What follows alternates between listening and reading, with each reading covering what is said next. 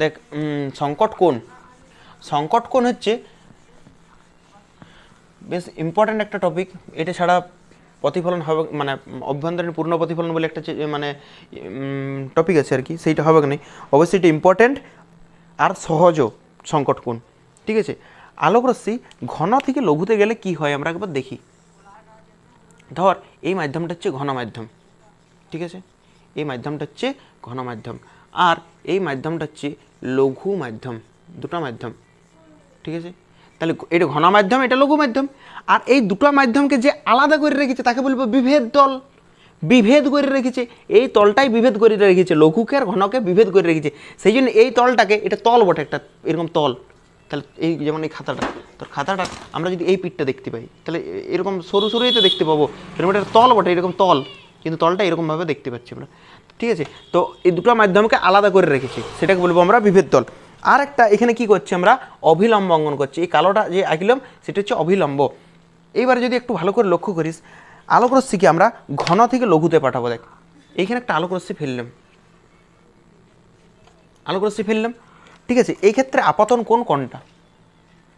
আপতন কোণ যে কোনো কোণ, যে কোনো কোণ, যে কোনো কোণ মাপা হয় অভিলম্ব থেকে, যে কোনো কোণ মাপা হবে অভিলম্ব থেকে। তাহলে এইটা হচ্ছে অভিলম্ব আর এইটা হচ্ছে আপতন কোণ। তাহলে ইয়ার মাঝের কোণটা হচ্ছে আপতন কোণ। তাহলে ব্লুটার ক্ষেত্রে এইটা আপতন কোণ। দেখ এই পথ বরাবর চলে যাওয়ার কথা ছিল, এই পথ বরাবর চলে যাওয়ার কথা ছিল, কিন্তু এই পথ বরাবর যাবে নাই। কেন যাবে নাই? কেননা এটা হচ্ছে ঘন আর এইটা হচ্ছে লঘু। ঘন মানে হচ্ছে ভিড় বাস, লঘু মানে ফাঁকা বাস। ঘন মানে ভিড় বাস, লঘু মানে ফাঁকা বাস। তাহলে ভিড় থেকে ফাঁকাতে যাচ্ছি, তাহলে সবাই দূরে দূরে চলে যাবে। তাহলে অবিলম্ব থেকে কী হয়ে যাবে, অবিলম্ব থেকে একটু দূরে চলে গেল। তাহলে ব্লুটার ক্ষেত্রে এইটা হচ্ছে প্রতিসরণ কোণ, ব্লুটার ক্ষেত্রে এইটা হচ্ছে প্রতিসরণ কোণ। তাহলে এইটা আপতন কোণ, এটা প্রতিসরণ কোণ, ঠিক আছে। এইবারে আমরা একটা কালো আলোক রশ্মি দিয়ে ফেলাচ্ছি। দেখ কালো আলোক রশ্মি দিচ্ছি আমরা, এটা একটা কালো আলোক রশ্মি। তাহলে ইয়ার ক্ষেত্রে আপতন কোণ কোনটা? এই কালো, এটা অভিলম্ব, এটা অভিলম্ব, অভিলম্ব থেকে আপতিত রশ্মি। তাহলে এইটা আপতন কোণ। দেখ আপতন কোণ বাড়াইছি না কমাইছি? কালোটার দিকে তাকা। আগে ব্লু ছিল, আগে ব্লু ছিল মানে এইটুকু ছিল, এখন কালোটা করেছি। তাহলে আপতন কোণ কী করেছি আমরা? বাড়াইছি।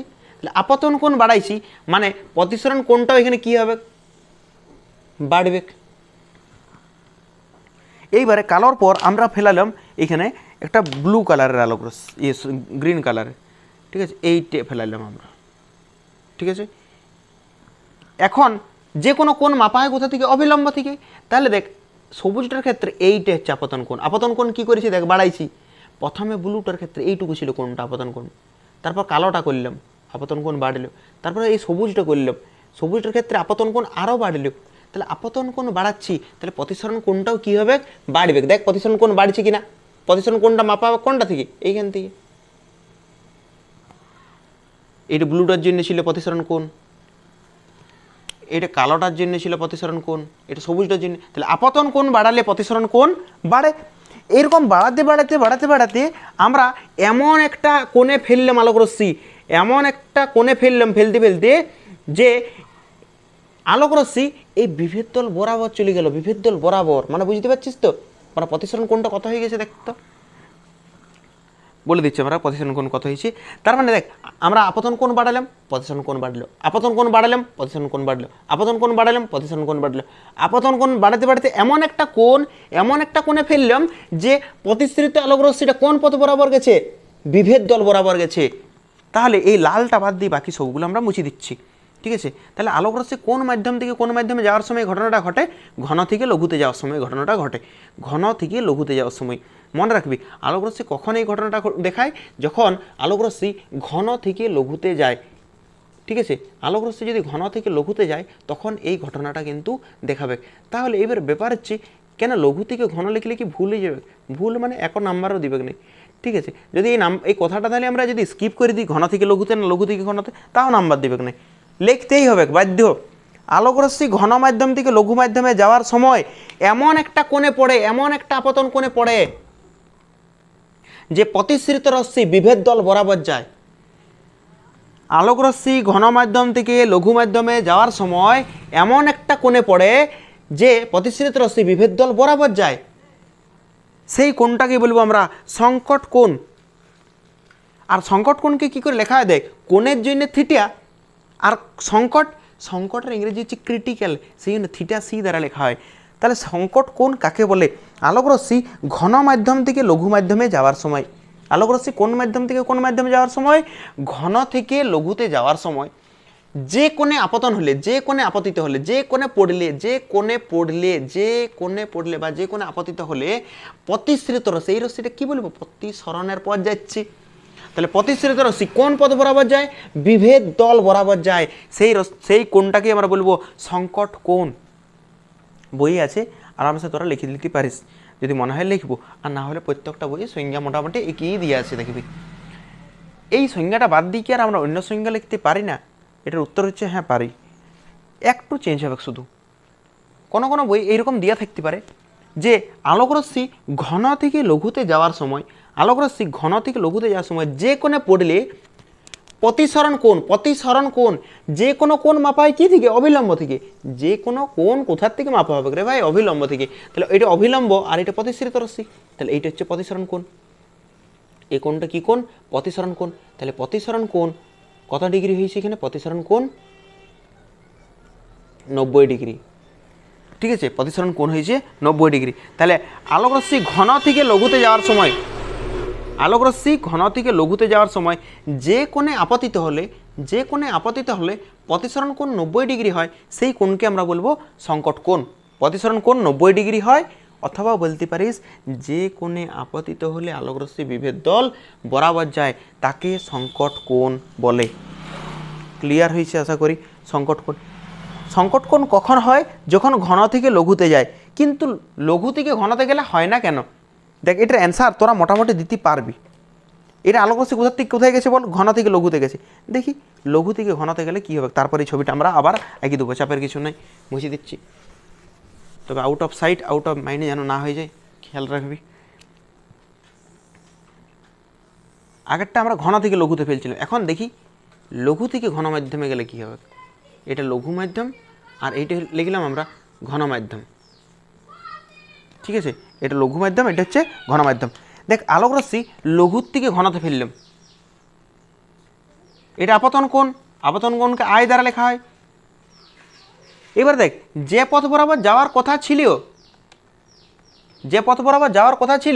সেই পথ বরাবর তো যাবে নাই। লঘু মাধ্যম থেকে ঘন মাধ্যমে যাচ্ছি, মানে মাধ্যমটা চেঞ্জ হচ্ছে। লঘু থেকে ঘন, লঘু মানে ফাঁকা বাস, ঘন মানে ভিড় বাস। তাহলে ভিড় বাসে কী হয়? সবাই কাছাকাছি চলে আসে। তাহলে কাছাকাছি যদি চলে আসে তাহলে আলোকরশ্মিটা এই পথ বরাবর যাবে, এই পথ বরাবর। তাহলে এইটা হচ্ছে তখন প্রতিসরণ কোণ। আর তোর মনে হচ্ছে যে আমি আপতন কোণ বাড়াবো, এই ক্ষেত্রেও আপতন কোণ বাড়ালে এই রশ্মিটা আরও তো এই দিক বরাবর যাবে রে ভাই। ঠিক আছে, তার মানে এই ক্ষেত্রে কোনো দিনেই এদিক বরাবর যাবে বলছি, মানে এদিকেই যাবে, কিন্তু কখনোই এদিক বরাবরই যদি যায়, এদিক বরাবরই হয়তো গেল, ঠিক আছে, এদিক বরাবরই যদি যায়, কিন্তু তাও তো কোনো দিনই এই কোণটা বড় হবে নাই। আপতন কোণের থেকে প্রতিসরণ কোণ কখনো বড় হয় না। দেখ, আরেকবার বলে দিচ্ছি এটা ক্লিয়ারভাবে। ঘন থেকে লঘুতে যাওয়ার সময় কেন হবে না? ঘন থেকে লঘুতে যাওয়ার সময় কি প্রবলেমটা হবে? লঘু থেকে ঘনতে যাওয়ার সময়, লঘু থেকে যদি ঘনতে যায়, আলোকরশ্মি যদি লঘু থেকে ঘনতে যায়, ঠিক আছে, আলোকরশ্মি লঘু থেকে ঘনতে গেলে এইটা আপতন কোণ। যে পথ বরাবর যাওয়ার কথা ছিল সেই পথ বরাবর যাবে না। লঘুর থেকে ঘনতে যাচ্ছে, লঘু মানে ফাঁকা বাস, ঘন মানে ভিড় বাস। তাহলে ভিড় বাসে সবাই কাছাকাছি চলে আসে। তাহলে লেখাটা কি লিখবি? দেখ, যদি এরকম প্রশ্ন পড়েই যায় যে সংকট কোণ ঘন থেকে লঘুতে গেলে হয়, কিন্তু লঘু থেকে ঘনতে গেলে হয় না কেন, লিখবি লঘু মাধ্যম থেকে আলোকরশ্মি ঘন মাধ্যমে যাওয়ার সময় সর্বদাই কোনটা বড় হয় বল? আপতন কোণটা বড় হয় না প্রতিসরণ কোণটা বড় হয়? এখন আলোকরশ্মি কোন মাধ্যম থেকে কোন মাধ্যমে যাচ্ছে দেখে বল। লঘুর থেকে ঘনতে যাচ্ছে। তাহলে আলোকরশ্মি লঘু থেকে ঘনতে গেলে সর্বদাই কোনটা বড় হয়? আপতন কোণ বড় হয়, প্রতিসরণ কোণ ছোট হয়। প্রতিসরণ কোণটা ছোট হয়, কিন্তু আমরা জানি সংকট কোণ মানে বিভব তল বরাবর যেতে হবে, তার মানে প্রতিসরণ কোণটাকে কী করতে হবে, বড় হতে হবে। সেই জন্যে এইটার ক্ষেত্রে সংকট কোণ হয় না। ঠিক আছে, দিতেই পারে প্রশ্ন। ঠিক আছে, এরকম প্রয়োগমূলক প্রশ্ন দিতেই পারে যে আলোকরশ্মি ঘন থেকে লঘুতে গেলে হয়, কিন্তু লঘু থেকে ঘনতে গেলে হয় না কেন? কেননা লঘুর থেকে যদি ঘনতে যায়, তাহলে আপতন কোণটা বড় হয়, প্রতিসরণ কোণটা ছোট হয়, সেই জন্য হয় না। কিন্তু ওইটার ক্ষেত্রে উল্টাটা ছিল, একবার দেখ ক্লাস 12-এ পড়েছিস মানে এগুলো আশা করছি বুঝতে পারবি। ঠিক আছে, এবারে আলোকরশ্মি আগেরটাই লিখি ঘন মাধ্যম, আর এটা হচ্ছে লঘু মাধ্যম। ঠিক আছে, এইটা হচ্ছে অবিলম্ব। তাহলে অবিলম্ব মানে এখানে যদি আমরা আলো ফেলি, ঠিক আছে, এমন একটা কোণে ফেললাম যে আলোকরশ্মি কোন পথ বরাবর গেছে, বিভেদ দল বরাবর গেছে। আলোকরশ্মি কোন পথ বরাবর গেছে, বিভেদ দল বরাবর গেছে, এমন একটা কোণে ফেললাম। এই ক্ষেত্রে কেন হচ্ছে, কেননা আলোকরশ্মি এখন ঘন থেকে লঘুর দিকে যাচ্ছে। তাহলে ঘন থেকে লঘুর দিকে গেলে কি হয় বলতো, এটা যদি না লিখি পারে আমরা ঘন থেকে লঘুতে গেলে কি হয় দেখা যাবে। ধর এইরকম একটা কোণে ফেললাম আলো, যে পথ বরাবর যাওয়ার কথা ছিল সেই পথ বরাবর যাবে কেন, ঘন থেকে লঘুতে যাচ্ছে। ঘন মানে ভিড় বাস, ভিড় থেকে ফাঁকাতে যাচ্ছে, কি হবে, দূরে সরে যাবে। তাহলে এই ক্ষেত্রে আপতন কোণটা বড় হয় না প্রতিসরণ কোণটা বড় হয়, প্রতিসরণ কোণটা বড় হয় না আপতন কোণটা বড় হয়? তাহলে লিখবি আলোকরশ্মি ঘন থেকে লঘুতে গেলে প্রতিসরণ কোণটা বড় হয়। প্রতিসরণ কোণ বড় হতে হতে হতে এরকম দেখ, প্রতিসরণ কোণ এরকম ছোট ছিল, বড় হলে বড় হলে বড় হতে হতে বড় হতে হতে হতে হতে বিভেদ দল বরাবর যাবে। তাহলে এটাই লিখবি আলোকরশ্মি ঘন থেকে লঘুতে গেলে প্রতিসরণ কোণটা বড় হয়, প্রতিসরণ কোণ বড় হয়, বড় হতে হতে হতে হতে এক সময় কী করে, বিভেদ দল বরাবর যায়। সেই জন্যে ঘন থেকে লঘুতে যাওয়ার সময় হয়, কিন্তু লঘু থেকে ঘনতে যাওয়ার সময় হয় না। ঠিক আছে, সংকট কোণের সংজ্ঞা তো ক্লিয়ার হয়ে গেছে। এইবারে প্রশ্ন হচ্ছে যে সংকট কোণের সঙ্গে প্রতিসরাঙ্কের কি সম্পর্ক আছে? সংকট কোণের সঙ্গে প্রতিসরাঙ্কের সম্পর্ক, তো এটা লেখাটা লিখবি যে মাধ্যমের সংকট কোণ থিটা হলে, মাধ্যমের সংকট কোণ থিটা হলে কোনো আলোকরশ্মি ঘন মাধ্যম থেকে এসে ঘন ও লঘু মাধ্যমের বিভেদ দলে, ঘন ও লঘু মাধ্যমের বিভেদ দলে থিটা কোণে পড়লে প্রতিসরণ কোণ হয় 90 ডিগ্রি। ঠিক আছে,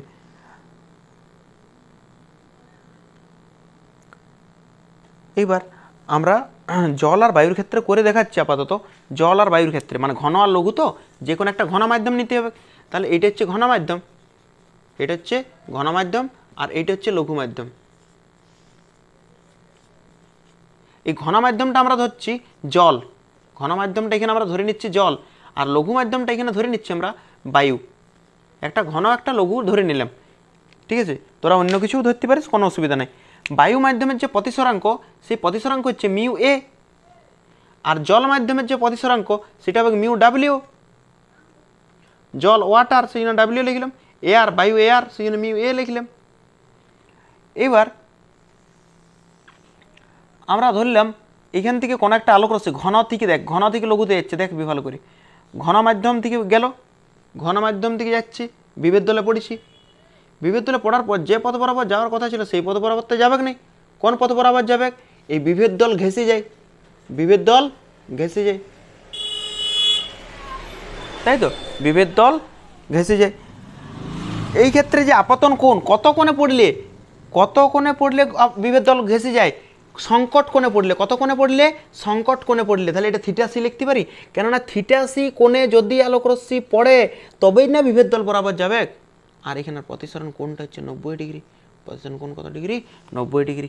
তাহলে এই ক্ষেত্রে এই বিন্দুটায় স্নেলের সূত্র লাগাবো, এই বিন্দুটাই, এ বিন্দু লিখবি, এ বিন্দুতে স্নেলের সূত্র লাগিয়ে পাই, এ বিন্দুতে স্নেলের সূত্র লাগিয়ে পাই, কি পাই, আপতন কোণের সাইন, আপতন কোণের সাইন, আপতন কোণ তার সাইন, আপতন কোণ কত এখানে থিটা সি নাকি, থিটা সি, এটাই তো আপতন কোণ তার সাইন। আর প্রতিসরণ কোণ কত, 90 ডিগ্রি, প্রতিসরণ কোণ কত ডিগ্রি, এই তো 90 ডিগ্রি। এটা অভিলম্ব, এটা প্রতিসরিত রশ্মি, তার মাঝের কোণ। প্রতিসরণ কোণ তার সাইন, এই দুটার অনুপাতটা, এই অনুপাতটা কি হয়, ধ্রুবক। আর এইটাকে মিউ দ্বারা লেখা হয়, কি দ্বারা লেখা হয়, মিউ দ্বারা লেখা হয়, মিউ। এবার বল জল, এই সরি আলোক রশ্মি কোন মাধ্যম থেকে কোন মাধ্যমে গেছে, জল থেকে বায়ুতে। আলোক রশ্মি কোন মাধ্যম থেকে কোন মাধ্যমে গেছে, জল থেকে বায়ুতে গেছে। তাহলে যেহেতু জল থেকে বায়ুতে গেছে, তাহলে আমরা এখানে লিখব জল, প্রথমে জল মানে ওয়াটার, তারপরে এয়ার গেছে, তাহলে ডাব্লিউ মিউ এ। ঠিক আছে, এতদূর পর্যন্ত কোনো অসুবিধা নাই আশা করি। এইবার আমরা কি লিখতে পারি, পরের লাইন দেখবি, পরের লাইনে সাইন থিটাসিটা সাইন থিটাসি রাখলাম, সাইন থিটাসি। সাইন 90 এর মান কত হয় বলতো, 1। সাইন 90 এর মান 1। এবার 1 দিয়ে এটাকে ভাগ করি, আমরা 1 লিখবো শুধু শুধু ফালতু ফালতু, 1 দিয়ে ভাগ করলে তো সেই কি হয়, তাহলে আর লিখলাম না, সাইন থিটাসি লিখলাম। ঠিক আছে, ডাব্লিউ মিউ এ মানে কোনটা উপরে লিখবো, মিউ এ কে উপরে লিখবো আর মিউ ডাব্লিউ কে নিচে লিখবো, এটা আশা করছি এতদিনে ঠিকঠাক মাথায় সেটেল হয়ে গেছে। ঠিক আছে, ডাব্লিউ মিউ এ মানে মিউ এটা উপরে, শেষেরটা উপরে বাই মিউ ডাব্লিউ। তার মানে এইখান থেকে আমরা একটা সমীকরণ পেলাম। ঠিক আছে, সাইন থিটাসি মানে কি বটে, একদম ভাষাতে লিখবি, আমি যেটা লিখছি সাইন থিটাসি মানে মিউ এ। মিউ এ মানে কি, লঘু মাধ্যমের প্রতিসরাঙ্ক। কোন মাধ্যমের প্রতিসরাঙ্ক, লঘু মাধ্যমের প্রতিসরাঙ্ক লিখবিটে, by mu W. Mu W মানে কি মাধ্যম, এটা ডাব্লিউ মানে ওয়াটার, ওয়াটারটা কি মাধ্যম ছিল, ঘন মাধ্যমের প্রতিসরাঙ্ক। তাহলে সাইন থিটাসি সমান, সাইন থিটাসি সমান লঘু মাধ্যমের প্রতিসরাঙ্ক বাই ঘন মাধ্যমের প্রতিসরাঙ্ক। এইটা লিখবি, নিয়ে লিখবি কেস 1, কেস 1। ঠিক আছে, কেস 1 লেখার পর এই কথাটা লিখবি যে আমরা জানি, ঠিক আছে, আমরা জানি, কি জানি, আমরা জানি যে বায়ু মাধ্যমের প্রতিসরাঙ্ক, বায়ু মাধ্যমের প্রতিসরাঙ্ক কত হয়, 1 হয়। বায়ু মাধ্যমের প্রতিসরাঙ্ক কত হয়, 1 হয়। বায়ু মাধ্যম কেন বলছি বলতো, এই যে মিউ এ। ঠিক আছে, এই প্রতিসরাঙ্কের ইংরেজি হচ্ছে রিফ্রেক্টিভ ইন্ডেক্স, রিফ্রেক্টিভ ইন্ডেক্স। ঠিক আছে, যাই হলো, অত ইংলিশটার নাম মনে রাখলেও কোনো অসুবিধা নেই, কিন্তু যদি পারিস তো মনে রাখবি, অবশ্যই ভালো জিনিস। মিউ এটা হচ্ছে 1, মানে প্রতিসরাঙ্ক হচ্ছে 1। এইবার 1 বসাবো আমরা, এক মিনিট, মিউ এটা 1। আর আমরা তো জানি, আমরা জল মাধ্যম বাদ দিয়ে যে কোনো মাধ্যম হতে পারে, ঘন মাধ্যমটি লিখবি, এটা লিখবি, আমি লিখছি নি, ঘন মাধ্যমটি জল এর পরিবর্তে যে কোনো মাধ্যম হতে পারে, লিখবি কথাটা, যে ঘন মাধ্যম। এখানে দেখ, এইটা তো বায়ু মাধ্যম ছিল, লঘুটা কোন, লঘুটা কি ছিল, বায়ু ছিল। আর ঘন মাধ্যমটা জল বাদ দিয়ে তো কাঁচও নিতে পারি। আমার যদি মনে হয় আমি কাঁচ বাদ দিয়ে গ্লিসারিনও তো নিতে পারি, কেরোসিন তেলও তো নিতে পারি, সরষের তেলও তো নিতে পারি, যে কোনো মাধ্যম তো নিতে পারি। সেই জন্য আমরা লিখব যে ঘন মাধ্যমটি অন্য কোনো মাধ্যম হলে মিউ ডাব্লিউটাকে আমরা আপাতত জেনারেল ফর্মে আনার জন্য শুধু মিউ লিখলাম, ডাব্লিউ লিখছিনি, মানে ওয়াটার বাদ দিয়ে তো অন্য কিছু হইতে পারে, সেই জন্য মিউ ধরে নিলাম। এইবার এই মানটা যদি আমরা এখানে বসাই এইটাতে, ঠিক আছে, তাহলে কি হবে বলতো, সাইন থিটাসি, সাইন থিটাসি সমান মিউ এ, মিউ এটা কত 1, তাহলে 1 লিখলাম, বাই মিউ ডাব্লিউ আছে, মিউ ডাব্লিউ এর মানটা কত, মিউ। তাহলে সাইন থিটাসি সমান 1 বাই মিউ, এই সম্পর্কটাই বলেছে বার করতে, সাইন থিটা সমান থিটাসি সমান 1 বাই মিউ। আর সাইনটা যদি ওইদিকে নিয়ে যায় তাহলে কি হয়ে যাবে বলতো, থিটাসি সমান সাইনটা যদি ওইদিকে নিয়ে যায় ইনভার্স হয়ে যাবে, সাইন ইনভার্স 1 বাই মিউ। এতদূর পর্যন্ত করবি, ঠিক আছে। এবার দেখ, এইখান থেকে আমি মুছে দিচ্ছি এটা, এইখান থেকে সংকট কোণের সাথে প্রতিসরাঙ্কের কি সম্পর্ক, এবারে স্টার দিয়ে এটাতে লিখবি অবশ্যই। সংকট কোণ দেখ উপরে আছে, থিটাসি উপরে আছে, মিউটা নিচে আছে, তাহলে সংকট কোণের সাথে প্রতিসরাঙ্কের ব্যস্ত সম্পর্ক কি আমি বলতে পারি কথাটা, যে সংকট কোণ কোথায় আছে, উপরে আছে, মিউটা প্রতিসরাঙ্কটা কোথায় আছে, নিচে আছে, তাহলে সংকট কোণের সাথে প্রতিসরাঙ্কের কি সম্পর্ক, ব্যস্ত সম্পর্ক। এটা কিন্তু অবশ্যই অবশ্যই মাথায় রাখবি যে প্রতিসরাঙ্ক বাড়লে সংকট কোণ কমে, ব্যস্ত সম্পর্ক। দেখ এটার পর লিখবি তরঙ্গ দৈর্ঘ্যের সাথে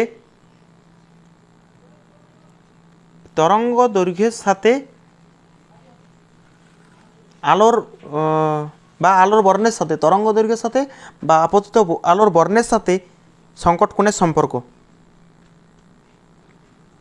ঠিক আছে। আপতিত আলোর বর্ণের সাথে। তাহলে আপতিত আলোর বর্ণের সাথে যে সম্পর্ক যদি আমরা বার করতে যাই, ঠিক আছে, তাহলে আমাদেরকে বিজ্ঞানী কচির একটা সূত্র মনে রাখতে হবে। কচি বা কসিও বলে, অনেকে কচিও বলতে পারিস বা কসিও বলা হয়, ঠিক আছে। কচির যে সূত্রটা ছিল সেইটা আমি জানি না তোদেরকে পড়ানো হয়েছে কিনা, কিন্তু ক্লাস 10-এর ভিডিও যেহেতু দেখেছিস তাহলে জানবি। কচির সূত্রটা ছিল এইরকম, মিউ সমান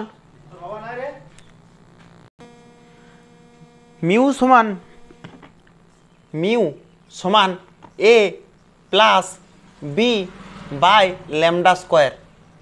এটা হচ্ছে বিজ্ঞানী কচির সূত্র। যদি না পড়ানো হয়েছে বা 10-এর ভিডিও যদি না দেখেছিস তাহলে ওটা মনে রাখবি, মিউ সমান A plus B by lambda square. এটা হচ্ছে বিজ্ঞানী কচির সূত্র। কোনটা কি আমি বলে দিচ্ছি। মিউটা তো জানিস, এতদিন ধরে পড়ানো হচ্ছে প্রতিসরাঙ্ক। মিউটা কি বটে? প্রতিসরাঙ্ক। এ আর বিটা হচ্ছে মাধ্যমের ধ্রুবক। এ আর বিটা হচ্ছে ধ্রুবক। এ আর বিটা কি বটে? ধ্রুবক। কার ধ্রুবক? মাধ্যমটা ধ্রুবক। এটা মাধ্যমের উপর নির্ভর করে। আর ল্যামডা স্কোয়ারটা কোথায় আছে? নিচে আছে। ল্যামডাটাই তরঙ্গ দৈর্ঘ্য রে ভাই, ল্যামডাটাই তো তরঙ্গ দৈর্ঘ্য। তাহলে মিউর সাথে ল্যামডার কী সম্পর্ক? দেখ, মিউর সাথে মিউ ভেরিজার 1/λ স্কোয়ার বলতে পারি। দেখ তো বিজ্ঞানী কচির সূত্র থেকে। তাহলে এটা কোথার থেকে পাইলাম আমরা? বিজ্ঞানী কচির সূত্র থেকে। লিখবি বিজ্ঞানী কচির সূত্র থেকে পাই, এইটা নিয়ে এইটা লিখবি। তাহলে মিউ ভেরিজার 1/λ স্কোয়ার। কিন্তু যদি আমরা 1/μ উল্টাই দিই, 1/μ করি, তাহলে 1/μ করলে কী হয়ে যাবে বলতো? এই দিকেরটা উল্টে যাবে। বল উল্টিবে কিনা? মানে আমি এই দিকের বাম দিকেরটা উল্টাই দিলাম। ল্যামডার নিচে কিছু ছিল নাই, ল্যামডার নিচে মিউর নিচে কিছু ছিল নাই, 1 ছিল। মিউর নিচে কিছু ছিল না, 1 ছিল। এটাকে আমি উল্টোই দিয়েছি। মিউ বাই 1 ছিল, সেটা 1/μ করে দিয়েছি। তাহলে এদিকে 1/λ স্কোয়ার ছিল, তাহলে এদিকেও কী হয়ে যাবে? Lambda square by 1। আর 1টার কী দাম? তাহলে 1/μ মানে ল্যামডা স্কোয়ার। তাহলে ওইটাই, এই মানটা এখানে বসাই দেবো। সাইন থিটা সি সমান 1/μ। আর 1/μ জায়গায় লিখতে পারি ল্যামডা স্কোয়ার। তাহলে এইটাই সম্পর্ক। সংকট কোণ থিটা সি মানে সংকট কোণ, আর ল্যামডা মানে তরঙ্গ দৈর্ঘ্য। থিটা সি মানে সংকট কোণ, আর ল্যামডা মানে তরঙ্গ দৈর্ঘ্য। এইটাই হচ্ছে সংকট কোণের সাথে তরঙ্গ দৈর্ঘ্যের সম্পর্ক, ঠিক আছে। বইয়ে দেখবি লেখা আছে বায়ুর সাপেক্ষে কাচের প্রতিসরাঙ্ক হচ্ছে 42 ডিগ্রি, আর বায়ুর সাপেক্ষে জলের সংকট কোণ 49 ডিগ্রি। এগুলোর মানে কি? বায়ুর সাপেক্ষে জলের প্রতিসরাঙ্ক দিয়ে আছে মনে হয় সম্ভবত। বায়ুর সাপেক্ষে জলের সংকট কোণ 49। বায়ুর সাপেক্ষে জলের সংকট কোণ 49 ডিগ্রি। এটা বলতে কি বোঝো? এটা অবশ্যই অ্যান্সারটা লিখবি, ঠিক আছে, নোটসে নাই। আর এগুলো শুনে শুনে লিখবি, এখান থেকে বেস্টভাবে তৈরি হবে নোটস, দেখে দেখে লেখার থেকে। বায়ুর সাপেক্ষে জলের প্রতিসরাঙ্ক, জলের সংকট কোণ। বায়ুর সাপেক্ষে জলের সংকট কোণ, ভালো করে শুনবি প্রশ্নটা। বায়ুর সাপেক্ষে কার সংকট কোণ? জলের সংকট কোণ। জলের সংকট কোণ 49 ডিগ্রি বলতে কি বোঝো? মানে আলোকরশ্মি কোনটা থেকে কোনটাতে যাবে ভালো করে ভাব। আগে বায়ু থেকে জলে যাবে না জল থেকে বায়ুতে যাবে? আমরা জানি সংকট কোণে আলোকরশ্মি অবশ্যই ঘন থেকে লঘুতে যায়। কোথা থেকে কোথায় যায়? ঘন থেকে লঘুতে যায়। তার মানে নিশ্চয়ই আলোকরশ্মি কোথা থেকে কোথায় যাবে? জল থেকে বায়ুতে যাবে। এইটুকু ক্লিয়ার হয়েছে যে আলোকরশ্মি কোথা থেকে কোথায় যাবে? জল থেকে বায়ুতে যাবে। আর জল থেকে বায়ুতে যাবে, এখানে বলা আছে যে কত কোণে? 49 ডিগ্রি। এই সংকট কোণটা কত ডিগ্রি? 49 ডিগ্রি। তার মানে আমরা বলতে পারি যে আলোকরশ্মি জল থেকে বায়ুতে যাওয়ার সময়, আলোকরশ্মি কোথা থেকে কোথার সময়? জল থেকে বায়ুতে যাওয়ার সময় যদি 49 ডিগ্রি কোণে পড়ে, তাহলে আলোকরশ্মি কী পথ বরাবর যাবে? বিভেদ দল বরাবর যাবে। এইটাই বুঝে। বায়ুর সাপেক্ষে জলের প্রতিসরাঙ্ক থিটা সি বলতে কী বোঝায়? এই বায়ুর সাপেক্ষে জলের প্রতিসরাঙ্ক 49 ডিগ্রি বলতে কী বোঝায়? আগে বল বায়ু কোথায়? বায়ু যাবে না, জল যাবে। ভুল করে বলে ফেললাম, জল যাবে। বায়ুর সাপেক্ষে জলের প্রতিসরাঙ্ক 49 ডিগ্রি, সংকট কোণ 49 ডিগ্রি বলতে কী বোঝায়? বায়ুর সাপেক্ষে জলের সংকট কোণ 49 ডিগ্রি বলতে বোঝায় যে, ভালোভাবে লিখবি, ওই জায়গাটা আমার 1-2বার বলাতে ভুল হয়ে যেতে পারে। বায়ুর সাপেক্ষে জলের সংকট কোণ 49 ডিগ্রি বলতে বোঝায় যে আলোকরশ্মি জল থেকে বায়ুতে যাবে, বায়ু থেকে জলে যাবে নাই, জল থেকে বায়ুতে যাবে। কেননা ঘন থেকে লঘুতে যায়। জল থেকে বায়ুতে যাওয়ার সময় কত ডিগ্রি কোণে পড়লে? 49 ডিগ্রি কোণে যদি আপতিত হয়, 49 ডিগ্রি কোণে আপতিত হলে প্রতিসৃত রশ্মি কি পথ বরাবর যাবে? বিভেদ দল বরাবর যাবে। সেম প্রশ্ন যদি বলে বায়ুর সাপেক্ষে কাচের সংকট কোণ 42 ডিগ্রি বলতে কি বোঝো? তার মানে আলোক রশ্মি কোথার থেকে কোথায় যাবে? কাঁচটা ঘন না বায়ুটা ঘন? কাঁচটা ঘন। লিখবি আলোক রশ্মি কাঁচ থেকে বায়ুতে যাওয়ার সময় 42 ডিগ্রি কোণে পড়লে প্রতিসৃত রশ্মি বিভেদ তল বরাবর যাবে। ঠিক আছে, এটা মনে রাখবি, বায়ু সাপেক্ষে জলের সংকট কোণ আর কাচের সংকট কোণ। আর যে এখন এই সংজ্ঞাগুলো যেগুলো বললাম আমি, সেইগুলো অবশ্যই হলুদ বর্ণের সাপেক্ষে বলা হয়। হলুদ বর্ণের সাপেক্ষে, বর্ণের উপর নির্ভর করে সংকট কোণ, বর্ণের উপর নির্ভর করে। দরকার হলে একটা প্রশ্ন লিখতো যে সংকট কোণের মান কি কি বিষয়ের উপর নির্ভর করে, নিয়ে উত্তর লিখবি। 1 নম্বর আপতিত আলোর বর্ণ, আর 2 নম্বর হচ্ছে মাধ্যমের উপর। 1 নম্বর হচ্ছে আপতিত আলোর বর্ণ আর মাধ্যমের উপর। মানে আমরা যদি হলুদ আলো ফেলাই পরে 49 ডিগ্রি কোণে পাই, তার মানে এমন গ্যারেন্টি কিচ্ছু নাই যে লাল আলো 49 ডিগ্রিতে পড়লে এটা হবে। গ্যারেন্টি নেই, কি হবে কি নি, অসম্ভব। মানে হলুদ আলোর জন্য হয়তো 49 ডিগ্রিতে ফেললাম, হলুদ আলো হয়তো 49 ডিগ্রিতে ফেললাম, তখন আলোক রশ্মি বিভেদ তল বরাবর গেল। কিন্তু যদি আমি লাল ফেলি তাহলে বিভেদ তল বরাবর যাবে না, গ্যারেন্টি। ঠিক আছে, বর্ণের উপর নির্ভর করে, বর্ণের উপর নির্ভর করে আর মাধ্যমের উপর নির্ভর করে। কেন মাধ্যমের উপর নির্ভর করে? দেখ, যখন বায়ুর সাপেক্ষে জলের নিচ্ছি তখন 49, আর যখন বায়ুর সাপেক্ষে কাচের নিচ্ছি তখন 42। তার মানে মাধ্যমের উপরও নির্ভর করে। তাহলে মাধ্যমের উপর নির্ভর করে আর আপতিত আলোর বর্ণের উপর নির্ভর করে।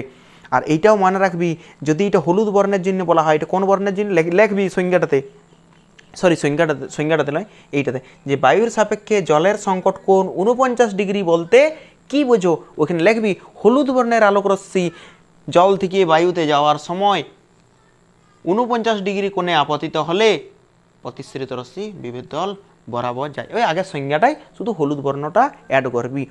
হলুদ বর্ণের জন্য সংকট কোণ যদি 49 হয়, লাল বর্ণের জন্য সংকট কোণ 49 ডিগ্রি হবে না, এটা গ্যারেন্টি। ঠিক আছে, তাহলে বর্ণের উপর নির্ভর করে আর মাধ্যমের উপর নির্ভর করে। ঠিক আছে, এবার শুন, তোকে বলে দেওয়া হলো যে জলের প্রতিসরাঙ্ক 4/3। জলের প্রতিসরাঙ্ক 4/3, ভালো করে শুনবি। জলের প্রতিসরাঙ্ক মানে মিউ ডাব্লিউ। জলের প্রতিসরাঙ্ক তোকে বলে দিয়েছে 4/3 হলে আলোক রশ্মি, এটা এক্সাম্পল হিসেবে ধরে নিতে পারিস। আলোক রশ্মি বায়ু থেকে জলে গেলে, বায়ু থেকে জল মাধ্যমে কত কোণে পড়লে, বায়ু থেকে জলে, বায়ুর সাপেক্ষে জলের, এত সব বাদ দিয়ে লিখে দিচ্ছি, বায়ুর সাপেক্ষে, এটা রেসপেক্টে, এর রেসপেক্টে জলের সংকট কোণ কত, জলের সংকট কোণ মানে থিটা সিটা কত। এটা একটা অঙ্কের আকারেও বলতে পারিস, উদাহরণ হিসেবেও বলতে পারিস। তো কি করে বার করবো আমরা? দেখ, একটু আগেই পড়েছিলাম সাইন থিটা সি।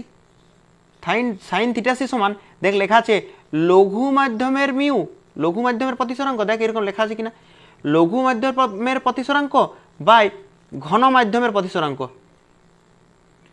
লঘু মাধ্যমের প্রতিসরাঙ্ক বাই ঘন মাধ্যম। লঘু মাধ্যমটা এখানে কোনটা বল, জলটা না বায়ুটা? জল না বায়ু, কোনটা লঘু? লঘু মানে পাতলা, বায়ুটা। আর লঘু মাধ্যমের প্রতিসরাঙ্ক মানে বায়ু মাধ্যমের প্রতিসরাঙ্ক 1 বাই ঘন মাধ্যমের প্রতিসরাঙ্ক। ঘন মাধ্যমের প্রতিসরাঙ্কটাকে কি দ্বারা লেখা হয়? মিউ। ঘন মাধ্যম এখানে কোনটা, ঘন মাধ্যম কোনটা এখানে? জলটা। তাহলে মিউ ডাব্লিউ। তাহলে সাইন থিটা সি সমান বেরিয়ে 1 বাই মিউ ডাব্লিউ। পরের লাইনে সাইন থিটা সি সমান 1 বাই মিউ ডাব্লিউ। মিউ ডাব্লিউ দেখ দিয়ে আছে অঙ্কতে 1 বাই 4/3, মানে মিউ ডাব্লিউর জায়গায় 1টা তো ছিলই, এই 1টা তো ছিলই, মিউ ডাব্লিউর জায়গায় বসেছিলাম 4/3। তাহলে সাইন থিটা সি সমান কী বেরোবে? সাইন থিটা সি সমান 3টা উপরে উঠে যাবে, তার মানে 3/4 হয়ে যাবে। থিটা সি সমান কী হবে? থিটা সি সমান বেরোবে সাইন ইনভার্স, সাইনটা ওই দিকে গেল, তাহলে হয়ে যাবে সাইন ইনভার্স 3/4। ক্যালকুলেটার যদি ইউজ করতে না দেয় তাহলে এতদূর পর্যন্ত করে চলে আসবে, নাম্বার দিয়ে দেবে। ঠিক আছে, আর একটা স্টার দিয়ে পয়েন্ট দিয়ে লিখবি যে জল ও কাচের ক্ষেত্রে সংকট কোণ, জল ও কাচের ক্ষেত্রে সংকট কোণ। তো এটা শুনে কি মনে হচ্ছে, কোথার থেকে কোথায় আলোটা যাবে? জল থেকে কাচে না কাচ থেকে জলে?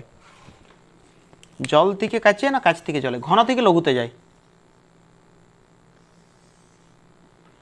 নিচেরটা নিচ্ছি আমি কাঁচ মাধ্যম, আর উপরেরটা নিচ্ছি জল মাধ্যম। তাহলে কাঁচ মাধ্যম, এটা জল মাধ্যম, এটা ঘন। কাঁচ মাধ্যমটা কি বটে? ঘন। আর জল মাধ্যমটা কি বটে? লঘু। ঠিক আছে, কাঁচ মাধ্যমের যে প্রতিসরাঙ্ক, কাঁচ মাধ্যমের প্রতিসরাঙ্ককে আমরা কি দ্বারা লিখব? মিউ, কাঁচের ইংরেজি জি, মিউ জি। আর এই মিউজির মানটা হচ্ছে 3/2। ঠিক আছে, মিউজির মানটা হচ্ছে 3/2। আর এইদিকে জলের প্রতিসরাঙ্ক, তাহলে জলের প্রতিসরাঙ্ককে আমরা লিখব মিউ ওয়াটার, তাহলে ডাব্লিউ দ্বারা লিখলাম। এখানে গ্লাস, সেই জন্য জি দ্বারা লিখলাম, সমান 4/3। আলোক রশ্মি কোথার থেকে কোথায় যাবে? কাঁচ থেকে জলে না জল থেকে কাঁচে? অবশ্যই ঘন থেকে লঘুতে, তাহলে কাঁচ থেকে জলে যাবে। এমনভাবে আলোক রশ্মিটা পড়বে যে আলোক রশ্মি, প্রতিসরিত আলোক রশ্মি কোন পথ বরাবর যাবে? বিভেদ দল বরাবর যাবে, বিভেদ দলের গা ঘেঁষে যাবে। আলোক রশ্মি এমন একটা কোণে পড়লেও যে বিভেদ দলের গা ঘেঁষে যাবে, তাহলে এইখানের কোণটাকে সংকট কোণ বলা হয়, সেটাকে থিটা সি দ্বারা লেখা হয়, থিটা সি। আর এই ক্ষেত্রে প্রতিসরণ কোণটা কত ডিগ্রি? এইখানে প্রতিসরণ কোণটা হচ্ছে 90 ডিগ্রি। দেখবি আমরা এক জায়গাতে করাইছিলাম, দেখ স্নেলের সূত্রই প্রয়োগ করবো, কিন্তু এইবারে না একটু মানে আগের নিয়ম অনুসারে করবো না, একটু আলাদা নিয়ম অনুসারে করব। ঠিক আছে, আলাদা নিয়ম অনুসারে কেমনভাবে করব? যে মাধ্যমের কোণটা নিচ্ছি, যে মাধ্যমের কোণ, সেই মাধ্যমের প্রতিসরাঙ্ক। তো এই জায়গাতে যে মাধ্যমের প্রতিসরাঙ্ক নিচ্ছি সেই মাধ্যমের কোণ। দেখবি এক জায়গাতে আমরা করাইছিলাম এটা স্নেলের সূত্রের সাধারণ রূপের জায়গায়, দেখ খাতাটা খুলে দেখ, স্নেলের সূত্রের সাধারণ রূপ। ঠিক আছে, কি করব আমরা? যে মাধ্যমের কোণটা নিচ্ছি, মানে এই মাধ্যমের কোণ, মানে প্রতিসরাঙ্কটা নিচ্ছি। হ্যাঁ, নামাও। যে মাধ্যমের প্রতিসরাঙ্ক, এই মাধ্যমের প্রতিসরাঙ্কটা নিচ্ছি, তাহলে এই মাধ্যমের প্রতিসরাঙ্ক মিউ ডাব্লিউ। তাহলে এই মাধ্যমের প্রতিসরাঙ্ক নিচ্ছি, এই মাধ্যমের প্রতিসরাঙ্ক কত? Mu W. তাহলে এই মাধ্যমের প্রতিসরাঙ্ক ইন্টু এই মাধ্যমের যে কোণটা, এই জল মাধ্যমে কোন কোণটা হয়েছে 90 ডিগ্রি, তার সাইন। দেখবি এরকম লেখা আছে, তোরা স্নেলের সূত্রের সাধারণ রূপটা খুল, তাহলে বুঝতে পারবি। যে মাধ্যমের প্রতিসরাঙ্ক সেই মাধ্যমের কোণ। যে মাধ্যমের প্রতিসরাঙ্ক নিচ্ছি, এটা জল মাধ্যম, উপরটা জল মাধ্যম, পুরোটা জল মাধ্যম, তাহলে জল মাধ্যমের প্রতিসরাঙ্ক ইন্টু জল মাধ্যমে যে কোণটা হয়েছে তার সাইন, সমান এইটাই কিন্তু আমরা প্রতিবার প্রয়োগ করবো। স্নেলের সূত্রের সাধারণ রূপটা একবার দেখিলে দরকার হলে। একই রকমভাবে এবারে নিচের মাধ্যমটা, এইটার নিচের মাধ্যমটা, এই মাধ্যমের প্রতিসরাঙ্ক, এই মাধ্যমের প্রতিসরাঙ্ক কত? মিউজি। এই মাধ্যমের প্রতিসরাঙ্ক ইন্টু এই মাধ্যমে যে কোণটা হয়েছে তার সাইন। এই মাধ্যমে কোণটা হয়েছে, দেখ এই মাধ্যমে কোণটা হয়েছে থিটা সি, তার সাইন। কি বললাম আরেকবার দেখ। এই ধর প্রথমে আমরা জল মাধ্যমকে দেখছি, জল মাধ্যম, তাহলে জল মাধ্যমের প্রতিসরাঙ্কটা, তাহলে জল মাধ্যমের প্রতিসরাঙ্ক ইন্টু এইখানে যে কোণটা হয়েছে এই মাধ্যমে যে কোণটা হয়েছে তার সাইন। এই মাধ্যমে কত কোণ হয়েছে? 90, তার সাইন। এইবারে সমান দিই নিচের মাধ্যমটা দেখ, নিচের মাধ্যমের প্রতিসরাঙ্ক ইন্টু যে কোণটা হয়েছে তার সাইন। কত কোণ হয়েছে? থিটা সি, তার সাইন। এইবারে আমরা মান বসাবো, অঙ্ক হয়ে যাবে আমাদের। থিটা সিটা বার করতে হবে। মিউ ডাব্লিউ এর মান কত? দেখ মিউ ডাব্লিউ এর মান হচ্ছে 4/3, সাইন 90 এর মান কত? 1। মিউজির মান আছে তো, মিউজির মান কত? 3/2 ইন্টু সাইন থিটা সি। এইবারে এই 3/2টা যদি এইদিকে আসে, 4/3 তো এইদিকে ছিলই, 4/3-এর সাথে 1 গুণ করলে 4/3 হয়। এবার 3/2টা যদি এইদিকে আসে তাহলে উল্টি যাবে, কেননা এইদিকে গেলে ভাগ হবে তো, 4/3 বাই 2/3 হবে, সমান এদিকে সাইন থিটা সি বসবে। এবারে বুঝতে পারিস নিশ্চয়ই, 4/3টা এদিকে ছিল, 4/3-এর সাথে 1 গুণ করলে এইটাই হয়। এইখানে সাইন থিটা সির সাথে 3/2 আছে, এই 3/2টা যদি এইদিকে আসে, এদিকে আসে তাহলে 3/2 আসবে, ভুলে গেছে, এদিকে যদি আসে তাহলে 3/2 আসবে। পরের লাইনে দেখ 4/3 এই বাইটাকে যদি ইন্টু করি তাহলে 2/3 হয়ে যাবে, সমান সাইন থিটা সি। 4 দুগুণে 8, কোথাও ফিজিক্স নাই, এখানে অঙ্ক পড়াচ্ছি আমি। সাইন থিটা সি, এটা ঘুরাই লিখতে পারি, সাইন থিটা সি সমান 8/9, থিটা সি সমান কী হবে, সাইনটা ওই দিকে যাচ্ছে, তাহলে সাইনের মাথায় -1 98, এটাই অ্যান্সার, সাইন ইনভার্স 98।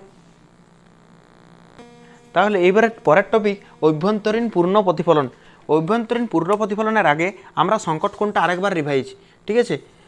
সংকট কোণটা কি বলেছিলাম আমরা, যে কোনো আলোকরশ্মি ধর আমরা এরকম বরাবর ফেললাম, তাহলে যে পথ, এইটা ঘন অবশ্যই, এটা ঘন, আর এটা কি মাধ্যম, লঘু মাধ্যম। তাহলে ঘন মাধ্যম থেকে আলোকরশ্মি কোথা থেকে কোথায় যাচ্ছে, ঘন থেকে লঘুতে যাচ্ছে। ঘন থেকে লঘুতে যাওয়ার সময় যে পথ বরাবর যাওয়ার কথা সেই পথ বরাবর যায় না, ঘন থেকে লঘুতে যাচ্ছে। ঘন মানে ভিড় থেকে ফাঁকাতে যাচ্ছে, তাহলে যে পথ বরাবর যাওয়ার কথা তার থেকে দূরে সরে যায়, ঠিক আছে।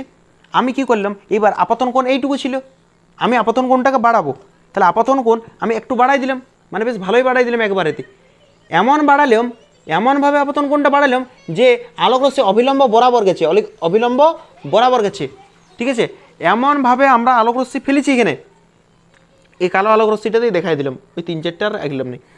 এমনভাবে আমরা ফেললাম এই আপতন কোণটাকে যে প্রতিসৃত রশ্মি কোন পথ বরাবর গেছে, বিভেদ দল ঘেঁষে গেছে, বিভেদ দল ঘেঁষে এমন কোণে ফেললাম আপতন কোণটা বিভেদ দল বরাবর গেছে।